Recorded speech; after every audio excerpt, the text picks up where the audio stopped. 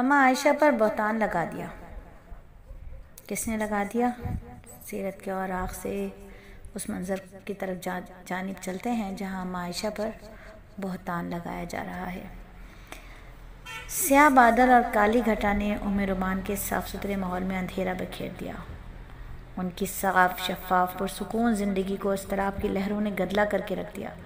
رئیس المنافقین عبداللہ بن ابی ابن سلول، اس نے نہایت گندے طریقے سے بہتان تراشی کا گھناؤنا کردار ادا کیا اور پھر اس کا معاشرے میں خوب ڈھنڈورا پیٹا۔ اس عاقبت ناندیش نے سیدہ عائشہ رضی اللہ تعالیٰ عنہ صدیقہ کائنات ام المومنین پر کے بارے میں الزام تلاشی کی۔ ان کی پاک دامنی اور عزت و عصمت پر انگشت نمائی کی۔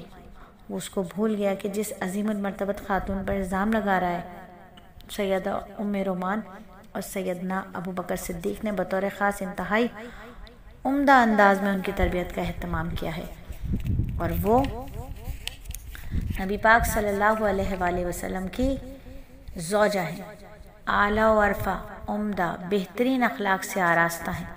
ان کے بارے میں اس نوعیت کی گھٹیا سوچ کا تصور بھی نہیں کیا جا سکتا۔ وہ ناہنجار اس بات کو بھی بھول گیا کہ اما عائشہ رضی اللہ تعالیٰ عنہ ام المومنین ہیں، تمام کائنات کی خواتین میں اخلاق کے اعتبار سے ایک بلند مقام پر فائز ہیں۔ اللہ رب العزت نے انہیں تقوی اور طہارت کی بلند چوٹی پر فائز کیا ہے، اپنے رسول کی رفاقت کے لیے انہیں منتخب کیا ہے، لیکن رئیس المنافقین بدبخت عبداللہ بن ابی ابن سلول نے اپنی بدباطنی اور خباثت کا بھرپور مظاہرہ کیا اور شرپسندی اور کینہ پروری کا ثبوت دیا۔ نبی پاک صلی اللہ علیہ وآلہ وسلم کے ظہور نے یثرب کے تمام زوما کا منصوبہ خاک میں ملا دیا تھا، جو گندگی کے ڈھیر عبداللہ بن ابی کے سر پر بادشاہی کا تاج رکھنا چاہتے تھے۔ وہ اسے اپنا سربراہ بنانا چاہتے تھے۔ باطل کے سرغنے بری طرح ناکام ہو گئے تھے تو تومار ماننے لگے، تباہ برباد ہو گئے۔ ابن ابی تو بالکل تباہ ہو گیا۔ اے ابن ابی، تجھ پر ہزار لعنت! تو نے خواتین میں سب سے زیادہ پاکیزہ خاتون پر کیچڑ اچھالا۔ تو نے سب سے زیادہ پاک دامن عورت پر طعنہ زنی کر کے اپنے قبض باطن کا اظہار کیا۔ تو باقی اہل ایمان کے خواتین کے خلاف کیا کچھ نہیں کر سکتا۔ میں بیابانگ دہر ڈبل اس بات کی گواہی دیتی ہوں کہ تو بڑا بے حیا ہے۔ تو گندگی کی دلدل میں گھس گیا، تو بے حیائی کے ٹھاٹے مارتے ہوئے سمندر میں داخل ہو گیا۔ میرے تو خیال میں تو تباہ ہو گیا، تو برباد ہو گیا۔ اللہ اور دین کے دشمن کا انجام اسی طرح عبرتناک ہوا کرتا ہے۔ قیامت کے دن ساری مخلوق کے سامنے انشاءاللہ رب العالمین تجھے ذلیل و خوار کرے گا۔ تو نے اما عائشہ پر تہمت لگائی، تو نے اما عائشہ کے کردار پر چھینٹے اچھالے۔ اے شفقت کی پیکر، ہمدرد و غمگسار اما جان، میرے ماں باپ آپ پر قربان ہوں۔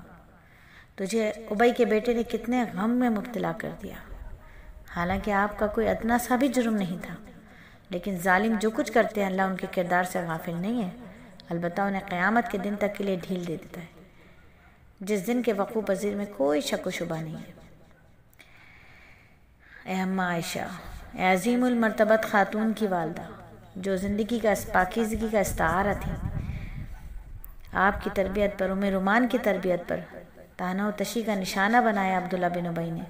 طعنہ زنی کی، لیکن رومان بلا شبہ اللہ اور اللہ کا رسول، تمام اہل ایمان آپ کے شرف کو جانتے ہیں، آپ کی قدر و قیمت کو پہچانتے ہیں۔ آپ کی بیٹی اور آپ کے لیے بہت بڑا اعزاز ہے۔ اللہ تعالیٰ آپ دونوں کو کسی کمینہ کی کینہ پروری کے سپرد ہرگز نہیں کرے گا اور نہ بہتان تراش شخص کے چنگل میں آنے دے گا۔ اللہ تعالیٰ نے ظلم کو اپنے اوپر حرام قرار دیا ہے، وہ ظلم کو اپنے بندوں کے درمیان بھی حرام قرار دیا ہے۔ اللہ تعالیٰ سورہ شعراء میں فرماتے ہیں، قریب وہ لوگ جنہوں نے ظلم کیا وہ جان لیں گے لوٹنے کی کون سی جگہ لوٹ کر جائیں گے۔ سیدہ ام رومان نے جب لوگوں کی بے خودہ گوئی میں مشغول دیکھا